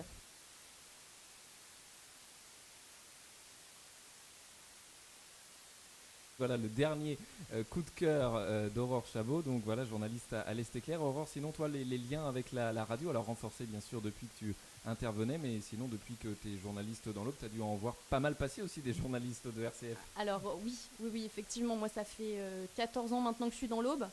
Il y a beaucoup de journalistes qui sont passés, certains sont devenus des amis, même s'ils sont partis depuis. Et quand toi tu es arrivé il y a 5 ans, la première chose qu'on t'a dite avec notre comparse Alexandra, c'est « Est-ce que toi tu vas rester? Tu as intérêt à rester ». 5 ans plus tard, tu es toujours là, donc on est super content. Je me suis tenu à carreau. Hein. On est super content de t'avoir fidélisé. Et on espère pour la suite que tu vas rester encore de longues années à Troyes. Alors où, comment, je ne sais pas, mais voilà. Et puis on est très fiers aussi de t'avoir converti au champagne. Ah bah ça, voilà, ça, avec modération.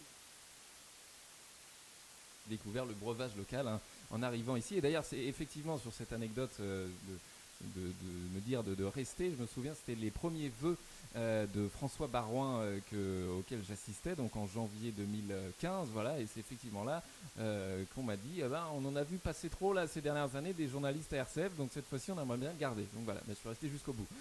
Et ça nous fait grand plaisir. Merci beaucoup Aurore de ton témoignage et donc de ton dernier passage au micro sur RCF au Haute-Marne. Et à très bientôt, j'en doute pas. Voilà pour d'autres aventures. Merci beaucoup. Et voilà, c'est l'occasion aussi de saluer la presse locale. On avait donc Pauline tout à l'heure et Jean-François. Il est bien passé, Jean-François, a priori, mais il n'est pas passé au micro. Mais voilà, qui est un de tes collègues à l'Est Éclair. Et puis Jonathan de Énergie qui va nous rejoindre aussi dans quelques instants. Merci beaucoup, Aurore. Et il y a un reportage à suivre, hein, c'est ça ? Ça ne s'arrête pas à l'actualité. Hein. Non, jamais. Voilà. Même pendant le confinement, et encore plus maintenant qu'on est déconfiné. Voilà, déconfiné, et même pendant le confinement, les journalistes aussi ont été sur le terrain. Merci beaucoup, à très vite, bonne journée. On a retrouvé Jean-Baptiste, Alexandre. Je suis là, mais bon, en fait, je pense qu'Alexandre, c'est le clin d'œil d'Alexandre, quoi.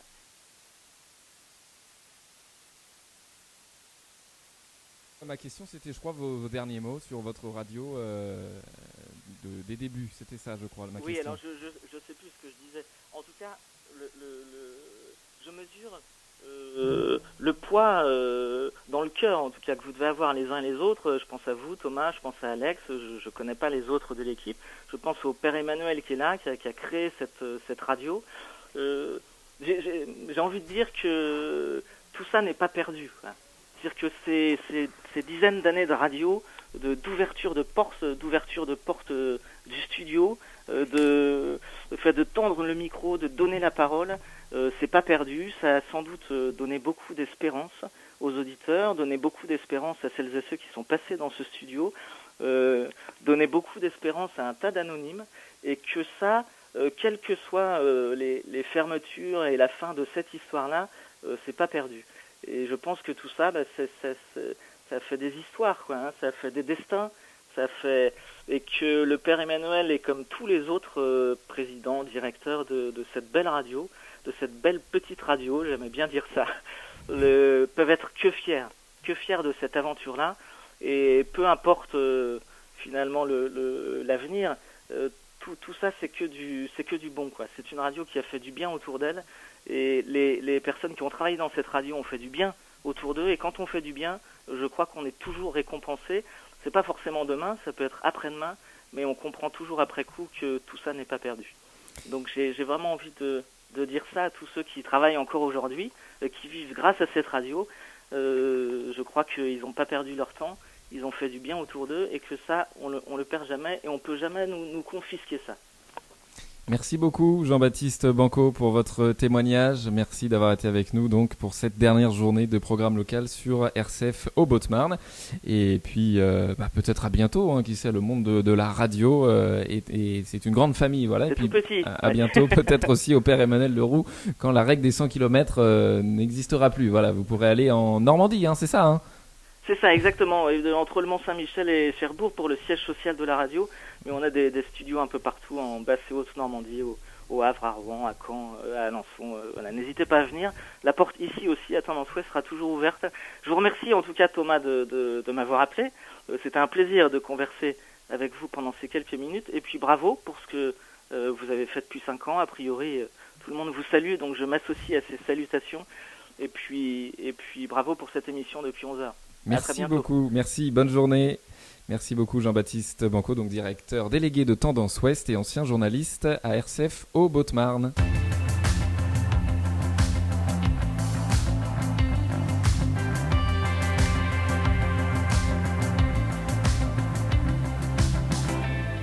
Ça y est, on a réglé les virgules, c'est bon, on est synchro avec Alexandre. Père Emmanuel Leroux, on vient d'entendre donc voilà un des premiers journalistes de la station. Vous avez gardé contact avec certains ou des fois c'est plus compliqué? Avec beaucoup d'émotion d'ailleurs, parce que Jean-Baptiste, que j'avais accueilli alors qu'il était très jeune, et sa jeunesse me boostait un petit peu, vous savez, c'est ça qui est formidable lorsqu'on fait équipe avec des plus jeunes, hein. Il faut non pas leur montrer l'exemple, mais leur dire un petit peu les choses pour que... Et puis ils réalisent tout de suite, et puis bien mieux que vous d'ailleurs, bien souvent, hein. J'ai été très ému d'entendre Jean-Baptiste et je suis content de sa réussite à ce poste dans cette nouvelle radio. Effectivement, voilà, une belle évolution professionnelle et tout ça est parti d'ici, voilà, enfin de Saint-Rémy à l'époque, mais oui, voilà. De ces fameux escaliers. Voilà, de ce fameux escalier. Il a gravi les marches. On parlait de jeunesse sur RCF au Haute-Marne, un des éternels jeunes de la bande FM A3, c'est Jonathan Sotas. Bonjour Jonathan. Bonjour Thomas, toujours plein d'énergie. Comment ça va? Ça va et vous? Ça va, merci. Journaliste à Énergie 3 depuis 13 ans. Oui, c'est ça, ouais, ça passe. Effectivement. Alors, effectivement, ben voilà, un collègue aussi devenu ami, hein, on ne va pas se le cacher au cours de ces années à 3. Pour toi, la radio, RCF, du coup, en tant que autre média, ça représentait quoi? Quels étaient tes liens? Alors, au début, très franchement,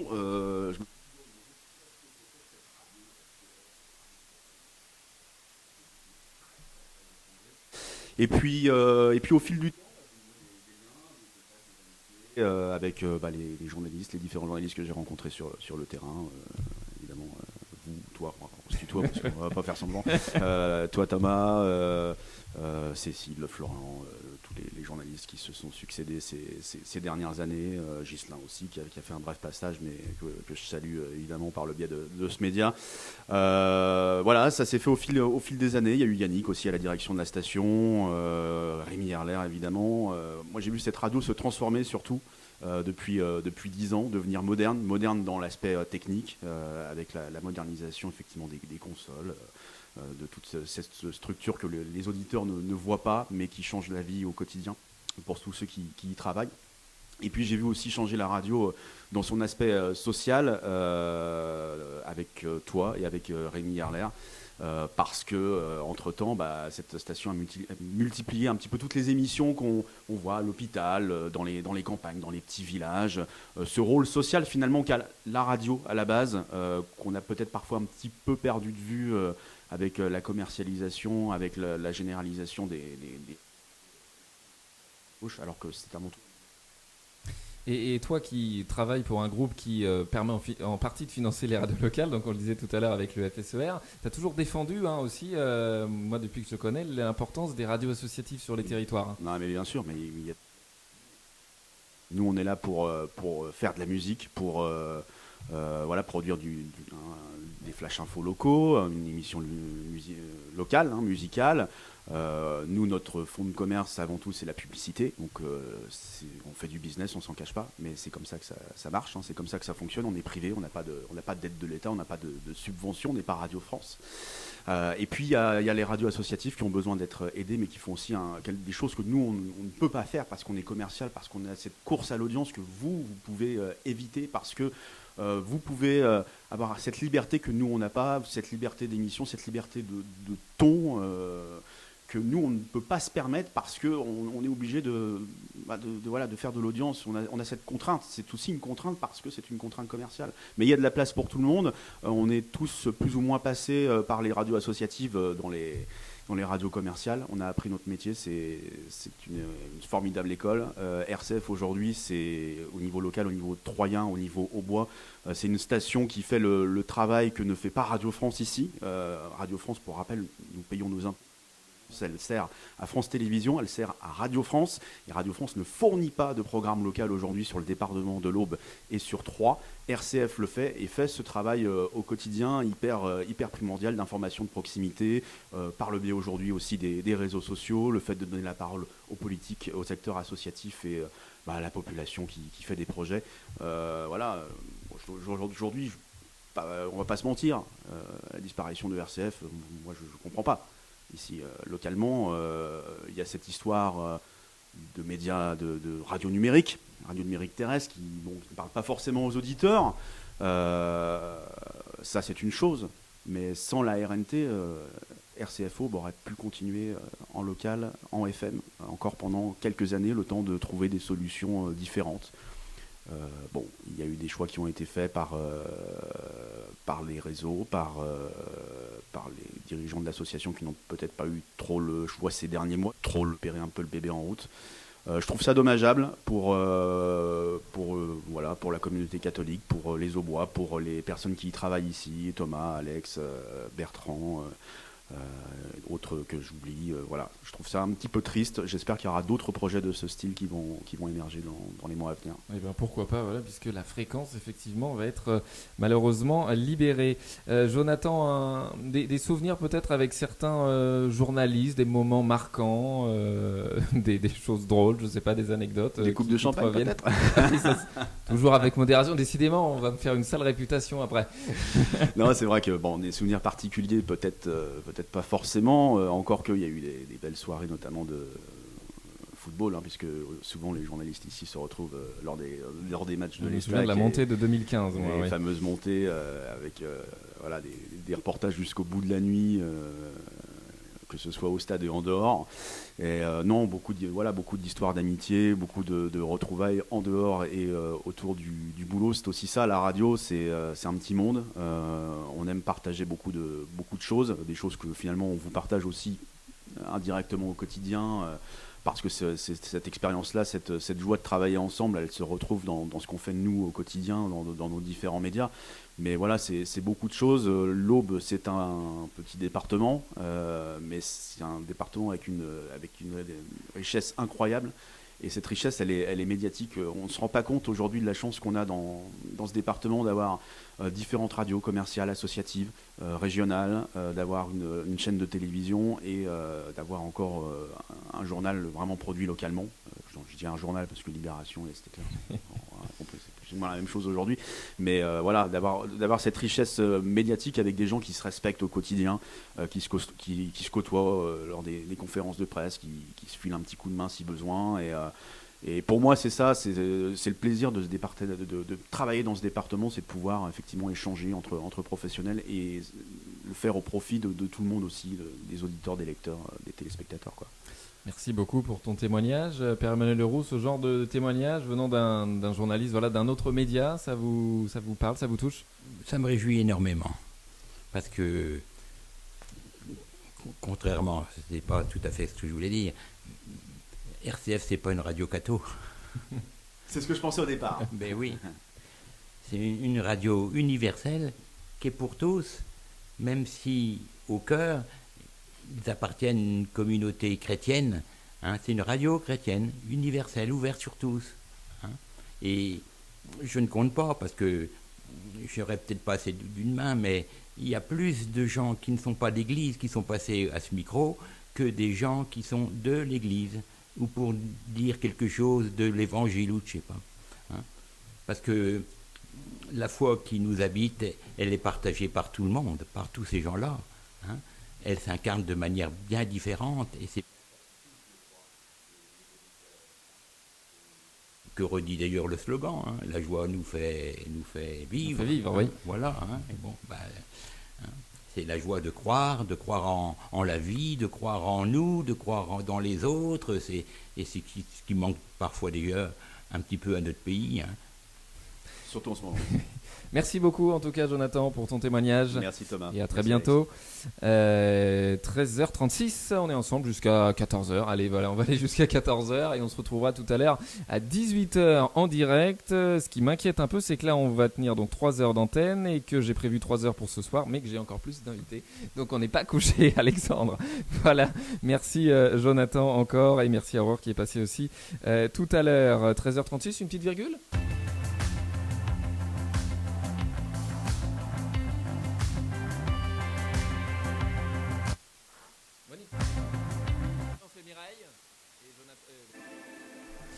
Allez, 13h36 donc sur RCF au Beau-de-Marne. On continue avec nos invités. Mireille Gaillet normalement dans quelques instants. Ghislain Sabi, on va essayer de la voir ou sinon on le prendra ce soir. Et Nathan, RLT. C'est Monique Ployer qui est avec nous, c'est ça, par téléphone. Bonjour Monique. Bonjour Alexandre. Thomas, ah oui, pardon. Bertrand qui est à la technique vidéo, voilà, il faudra qu'il cause aussi dans une émission, Bertrand, peut-être ce soir, voilà, pour que tout le monde ait la parole quand même, mais voilà, il est assidu à la vidéo là ce matin. Bertrand, le Père Emmanuel Leroux est avec nous aussi jusqu'à la fin de cette émission. Monique, vous étiez bénévole donc pour notamment évoquer toutes les actions de l'Église en ruralité dans l'Aube. Voilà. Ça faisait combien de temps ? Alors, je crois au moins 7 ans, parce que je crois que c'est Céline à qui j'avais demandé depuis combien de temps je faisais l'émission, parce que moi j'ai aucun souvenir des dates, de la durée, etc. Je me dis, je crois que ça faisait au moins 7 ans, elle était encore là, donc je crois que c'est au moins 8 ans. Donc en route avec l'Action catholique rurale, les mouvements d'action catholique du rural, voilà, qui continuent à vivre. Voilà. Quel souvenir vous gardez de toutes ces années à la radio ? C'est une belle aventure, alors avec vous tous bien sûr. Alors je souhaitais aussi saluer Emmanuel, Christian Brindel qui est passé tout à l'heure, Morissette, Alain Couturier, etc. Voilà, beaucoup de personnes que j'ai connues plus ou moins, croisées, enfin avec qui on a vécu plein de bonnes choses, bien sûr. Alors pour moi RCF c'est un membre de la famille diocésaine. C'était un rendez-vous donc mensuel, une fois par mois, je montais là-haut de mon bureau. Donc ça veut dire qu'on est chacun dans des coins différents de la maison, mais on vit ensemble et on est heureux de se retrouver et de retrouver les auditeurs avec qui partager, faire connaître, informer, sensibiliser, voilà. Et ça s'est confirmé tout ça au long des années. Alors un autre bon souvenir que j'ai apprécié, c'est aussi votre façon à vous tous de nous mettre à l'aise, parce qu'on arrivait avec beaucoup d'ignorance évidemment à propos de ce qu'est la radio, de ce qu'est ce travail de faire passer plein d'infos, plein de bonnes choses sur les ondes. C'est pas comme ce qu'on peut faire au coin de la rue, bien sûr. Mais il y a toujours eu beaucoup de sympathie et de trouver une solution et de s'adapter. Voilà. Donc des bons souvenirs, voilà, des rencontres, du partage en fait. Hein. Oui. Et puis on sentait qu'on allait tous dans le même sens, donc ça s'est toujours bien passé. Voilà, ouais, c'est ça. Finalement, c'est la bonne ambiance avant tout. Et puis, cette bonne ambiance permettait de faire bien passer le message. Voilà, il y avait Impossible avec vous. Moi, j'ai beaucoup insisté tout au long des émissions. Ah, on l'a perdu, Monique. Ah, décidément, pas de chance. Voilà, les mystères de la technique, voilà, les liaisons téléphoniques. Alors, on a vu aussi beaucoup les radios qui ont développé les interactions par les applications telles que Zoom, FaceTime, etc. pendant le confinement. Voilà, on s'adapte aux évolutions technologiques. Il y en a eu pendant 29 ans, hein, Père Emmanuel. Énormément. Voilà. Et plus toute l'installation des nouveaux émetteurs, puisqu'on a dit donc les trois Romilly-Nogent et Bar-sur-Aube, et ensuite donc Bar-sur-Seine, Aix-en-Othe, Clairvaux, effectivement, pour notamment l'émission avec les prisonniers, plus les deux émetteurs ensuite de Haute-Marne. Hein. Absolument. Voilà. Mais vous savez, c'est un travail extraordinaire. Moi, je me rappelle que je construisais mes pylônes en rouge, comme il convient, pour qu'il soit vu du ciel. Vous voyez, on était amené à tout faire au début. Oui. Hein. Voilà, multitâche. On a retrouvé Monique ? Oui, voilà. Je suis là. Un dernier mot, du coup, peut-être, Monique, pour votre dernier passage sur l'antenne. Alors, d'abord, un grand merci à vous tous, et puis plein de bonnes choses pour la suite à chacun. Et puis, je me dis, comme, avec l'absence d'RCF et avec plein d'autres choses qu'il va falloir vivre d'une façon différente, la vie continue autrement. Alors, soyons pleins de confiance, d'espérance dans cette vie qui continue autrement les uns avec les autres, mais voilà, sûrement des horizons différents, mais voilà. Voilà, un grand merci et belle suite à chacun, et voilà. Merci beaucoup, merci pour votre témoignage, Monique. Merci à vous. Et d'ailleurs, tiens, j'ai quelqu'un qui nous envoie un message par Facebook qui nous dit qu'il a participé à des émissions avec vous. C'est Christophe Paglia, des émissions de Carême, voilà, et avec Bernard Savoura, entre autres, voilà, et Vincent Tollet aussi, un ancien journaliste de la maison. Alors j'avais aussi gravi les escaliers de la place Saint-Rémy, dans la rue là-bas. C'était il y a un certain nombre d'années, mais voilà. Voilà. Et Christophe. Merci à tous. Merci beaucoup, Monique. Christophe Paglia, c'est du direct, qui dit que aussi grâce à Emmanuel, que je salue, je garde un excellent souvenir de l'émission Solidarité que j'ai animée au titre du CCFD. Christophe Paglia qui me dit aussi, je peux témoigner si vous voulez. Mais il n'y a pas de souci, il faut nous appeler au 03 25 71 68 30. 03 25 71 68 30, Christophe, et on vous prend en direct d'ici 14h. Pour les autres messages, j'en ai vu aussi, puisque Valérie Bazin-Malgras, la députée qui est passée en début d'émission, a publié un post qui dit « J'ai vraiment apprécié participer à toutes les excellentes émissions. Je regrette cette décision qui nous prive d'un média local et de terrain. Je salue le professionnalisme et la bonne humeur de toutes les personnes qui ont contribué au succès de cette radio. » Et parmi les commentaires, on a Jocelyne qui évoque notamment une radio que beaucoup de chrétiens écoutaient pendant le confinement. En tout cas, elle s'est mise à écouter peut-être la radio tous les matins. Peut-être l'écoutait-elle avant aussi. Et Brigitte Limberger également, qui est conseillère municipale, si ce n'est même adjointe au maire. Je ne veux pas dire de bêtises, mais les nouvelles nominations datent d'hier soir. Je crois qu'elle est adjointe au maire. Il y a quelques années, j'animais une émission sur les Lumières avec Gérard Gaubry et était productrice d'une émission gourmandise, que du bonheur et de très bons souvenirs. Voilà, vous la connaissez ? Non, voilà, vous n'avez pas pu croiser tout le monde. Il y a tellement de gens qui sont passés dans cette radio. Voilà, donc merci à vous pour tous les messages. Est-ce qu'il y en a d'autres? Sûrement, je ne peux pas tous les voir en direct. On a quelqu'un de... Bonjour Mireille. Bonjour Thomas. Bonjour, merci d'être avec nous sur l'antenne pour cette dernière journée de programme local. On est en direct, il est 13h43. On est très en retard sur l'horaire que je vous avais donné d'ailleurs. Désolé, voilà, on a un peu débordé sur cette émission. Mireille, vous êtes donc aumônier à la prison, à la maison d'arrêt de Troyes et vous interveniez dans les émissions Solidarité justement, notamment. Quel souvenir vous gardez de RCF? Pour vous, cette radio, ça représentait quoi? Ah, allô. Décidément, on n'a pas de chance avec les liaisons téléphoniques. Ah bon 1, 2, 1, 2, est-ce qu'on vous entend? Allô? Allô, ça y est, on vous avait perdu. Ah bon, mais je sors, peut-être ça ira mieux. Ah, peut-être. Voilà. Je disais qu'on est d'abord au titre de l'ACAT, l'Action des chrétiens pour l'abolition de la torture. Ah non. Dans le cadre des émissions Solidarité. Alors là, on a vraiment un souci a priori, puisque ça coupe Alexandre. Hein. Voilà, ça ne capte pas dans la campagne auboise peut-être. On va réessayer. Est-ce que vous pouvez bouger un petit peu peut-être? Je ne sais pas. Oui, alors bon. 1, 2, 1, 2. Test, voilà. test. Je disais que je suis intervenu d'abord dans les émissions Solidarité. Ah non, voilà. Dans le cadre de la CAT. Oui, allez-y, ça L'action remarche a des chrétiens priori. pour l'abolition de la torture, voilà. Et puis après, donc, je suis intervenu au niveau de l'aumônerie de la prison. Alors, l'impression que je garde, c'était d'abord la bonne humeur, parce que pour enregistrer une émission, voilà, on était accueillis avec le sourire, voilà, donc ça c'était assez marquant. Voilà, après les premières émissions, moi je les ai faites à l'époque, il n'y avait pas le journaliste, donc Thomas n'y était pas. Et c'est Michel Marty qui lui maîtrisait assez bien les émissions, mais c'était longtemps pour le téléphone du dimanche. Oui, l'émission avec le lien justement avec les prisonniers. Voilà, c'est ça. Donc l'appel aux familles.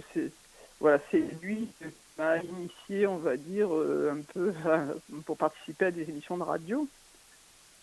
Et alors du coup, la radio, ça représentait quoi pour vous, voilà, Alors, de pouvoir témoigner comme ça pour l'aumônerie, pour la prison, c'était, je pense, un lien très très important parce que cela permettait de faire participer dans le diocèse cette église qui est une église enfermée, méconnue, voilà, celle qui est dans le monde carcéral. Et ça, je pense que c'était vraiment très fort et très important. Ça permettait d'intégrer cette église dans l'église diocésaine. Des rencontres du coup aussi à la radio, on a beaucoup parlé de rencontres voilà, depuis ce matin. Oui, des rencontres, oui, on rencontrait parfois des personnes qui viennent de faire les émissions précédentes. Enfin, puis par exemple, l'une des dernières émissions, c'était l'aumônier protestant qui était intervenu. Donc ça aussi, je pense que c'était un aspect important. Vous gardez en tout cas de bons souvenirs du coup de voilà, tous ces passages à la radio. Souvenirs, et parfois, je me souviens une fois, j'étais en train de parler dans un lieu extérieur et une personne m'a dit « mais je reconnais votre voix et puis c'est vous qui parlez des prisons ». Et donc je vois, c'est ça. Je pense moi que c'était un moyen de sensibiliser les auditeurs à ce monde qui est méconnu, que les médias mettent pas souvent. Enfin, c'est pas un sujet qui est forcément abordé. Et donc c'était vraiment quelque chose. C'est vraiment dommage. Merci beaucoup. que ça puisse pas continuer. Vous vouliez rajouter quelque chose peut-être? Je croyais que ça avait recoupé, mais non. Merci à vous tous et puis en espérant que vous continuerez une vie professionnelle aussi pleine.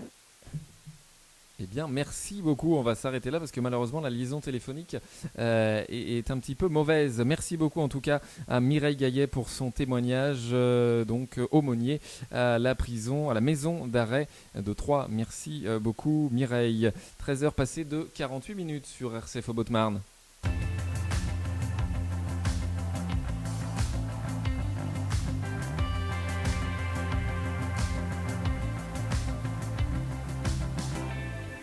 On va essayer d'appeler Ghislain et Nathan pour terminer cette émission et on va parler encore avec vous quelques minutes, Père Emmanuel Leroux, puisque vous avez toujours plein de notes et je pense que vous ne nous avez pas tout dit encore. Qu'est-ce que vous voudriez évoquer sur l'histoire de la radio parmi les moments qui vous reviennent en mémoire aujourd'hui?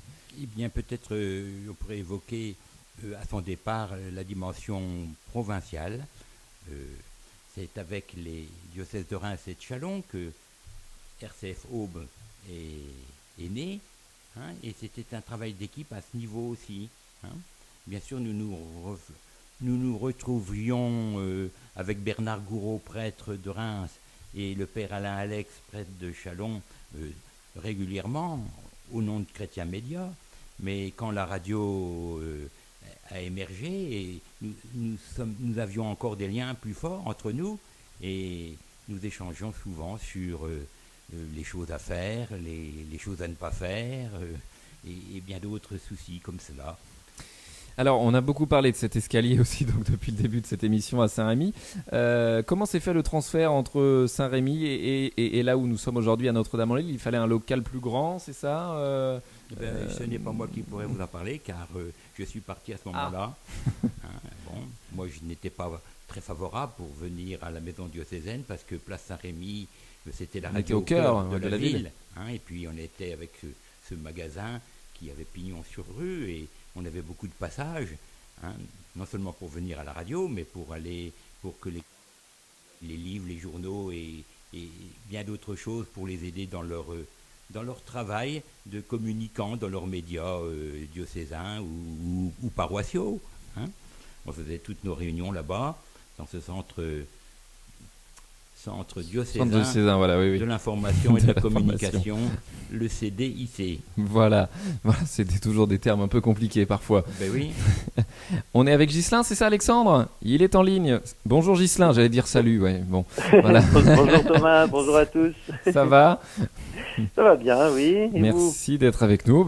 Ça va, écoute, voilà, dernière journée de programme local, mais voilà, comme on avait dit en début d'émission, l'idée c'est de se souvenir de tous ces bons moments passés sur l'antenne. Ghislain, alors toi tu auras été éphémère journaliste pour notre radio entre mars et avril.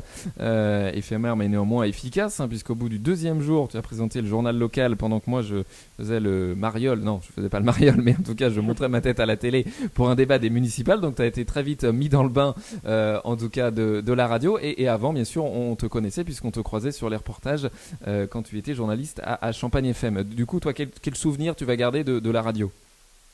Moi, j'en garde quand même un bon souvenir. Bon, je regrette un petit peu que ça soit c'était court, cette aventure, mais ouais, je garde de bons souvenirs, en tout cas avec toi, notamment cette soirée spéciale municipale on a fini tard le soir. Je crois qu'il était 1 ou 2 heures du matin. Oui, c'est ça. Je sais plus. Enfin, voilà.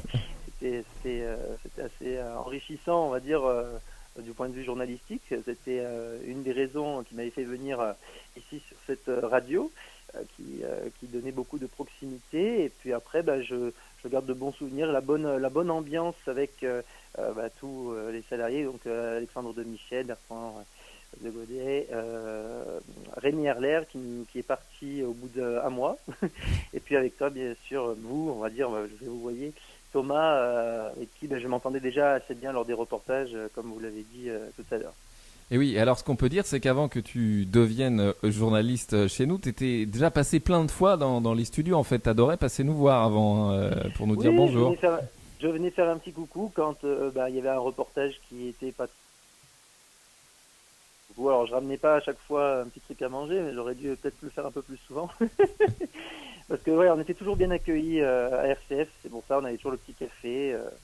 Donc voilà, c'était assez de venir vous voir et de voir les jolis studios qui malheureusement vont donc fermer. Bon, des bons souvenirs malgré tout, même si ça se finit de manière un peu bizarre. Oui, c'est sûr. Quand on a la chance de travailler dans un environnement, donc c'est notre passion, la radio. Je pense que c'est pareil pour vous, Thomas. On prend beaucoup de plaisir, que ce soit en amont et même après, on a envie d'y rester un peu plus. Dès qu'on termine notre passage en radio, on reste encore un petit peu, on parle de ce qu'on pourrait améliorer, etc. Et moi, je trouve que c'est un véritable cadre le travail, on est limite un peu addict, hein, finalement, à ce micro. C'est vrai, c'est pas faux. C'est pas faux. On a envie de parler. Alors, il faut savoir s'arrêter, hein, il y a des timings. Mais oui, c'est vrai que moi, j'ai toujours été un grand fan. Alors, j'ai même aimé, des fois, de passer de l'autre côté, côté réalisation avec Alexandre de Michel et Bertrand de Godet, pour qu'ils puissent me montrer un petit peu quelques fonctions. Et ils m'ont quand même bien coaché, on va dire, même si ça a duré qu'un mois, parce qu'après, il y a eu le confinement. Donc ça a été deux grosses parties. Bon, j'ai quand même préféré celle avant le confinement, hein, je vous cache pas. C'était quand même un peu plus enrichissant. Le confinement a été une autre expérience. On sait maintenant faire du télétravail et faire des audioconférences. Voilà, effectivement, on a expérimenté des nouvelles choses pendant cette période. Ghislain, merci beaucoup de ton témoignage. Oui, écoute, c'était un plaisir d'avoir travaillé avec vous et surtout Thomas. Voilà, j'aurais passé quand même 2 bons mois à vos côtés et on s'est bien amusé. À très vite, j'espère, et je n'en doute pas. D'ailleurs, merci beaucoup, Ghislain Saby, journaliste de mars à avril donc 2020 sur notre antenne. Oui, vous nous avez rendu, il a utilisé le mot addict, hein, c'est la passion finalement au Père Emmanuel Leroux, mais vous avez rendu aussi des gens, on l'a vu, qui sont passés dans cette émission, qui n'étaient pas prédestinés forcément au micro et qui finalement l'aiment bien maintenant. Absolument, oui, et ça c'est une joie de savoir que elle a permis, cette radio, à bien des gens à se révéler à eux-mêmes, à découvrir ce qui les habite et à le communiquer avec tant de gens qui sont passés par ici. Il nous reste quelques minutes, 4 minutes encore, Père Emmanuel Leroux, avant qu'on prenne un dernier invité par téléphone. Juste un mot sur ce livre qu'on a évoqué. C'est lancé déjà, c'est en réflexion. Vous voulez vraiment lancer un livre sur l'histoire de la radio ? J'aimerais écrire un petit peu ça, mes souvenirs, et puis ce qui m'animait à l'époque. À partir de ce petit article que j'ai fait paraître dans le journal paroissial de Saint-Martin, il y a déjà 6 mois, je vais reprendre un tout ça, et puis je me suis dit que ce serait peut-être important de permettre aux diocésains qui ont aimé cette radio d'avoir un petit souvenir de ce que c'était que Radio Fourvière-Aube, autrefois RCF Aube. Ensuite. Et RCF Haute-Marne, ensuite, voilà. Avec l'association des 2 diocèses. Nathan RLT est avec nous par téléphone, animateur technicien pendant quelques mois sur l'antenne il y a peu de temps, c'était en 2015-2016, c'est ça Nathan, bonjour. Bonjour Thomas, bonjour à tous. Oui, c'était en 2014-2015, ça s'est étendu sur quelques temps. Alors tu vas avoir 2 minutes parce qu'on doit rendre l'antenne à 14h pour nous donner tes souvenirs de la radio. De la radio, ça a été, comme d'ailleurs le disait tout à l'heure Jean-Baptiste Banco, c'est une radio des débuts. J'ai débuté sur le réseau RCF par un passage en bénévole sur nos voisins de Châlons. Puis après, en remplacement de Céline de La Fontaine, d'ailleurs, que je salue, si elle nous écoute, donc sur RCF au Haute-Marne. Et voilà, ça a été mes débuts, le réseau RCF qui est quand même une bonne école et qui m'a permis d'être là où je suis aujourd'hui. Des bons souvenirs, cette radio qui t'a formé finalement. Tout à fait, des bons souvenirs, à la fois à l'antenne, hors antenne également, à RCF au Haute-Marne, parce que voilà, c'était vraiment une bonne équipe, pas de prise de tête, et dans les couloirs, voilà, de bonnes parties de rigolade de temps en temps, ce qui fait du bien également, et ce qui est essentiel, j'ai envie de dire. Et un peu triste, je suppose, de l'avoir fermé aujourd'hui. Oui, c'est triste, je trouve ça vraiment dommage pour un média comme RCF au Haute-Marne, qui avait quand même toute sa place dans le paysage, et qui avait...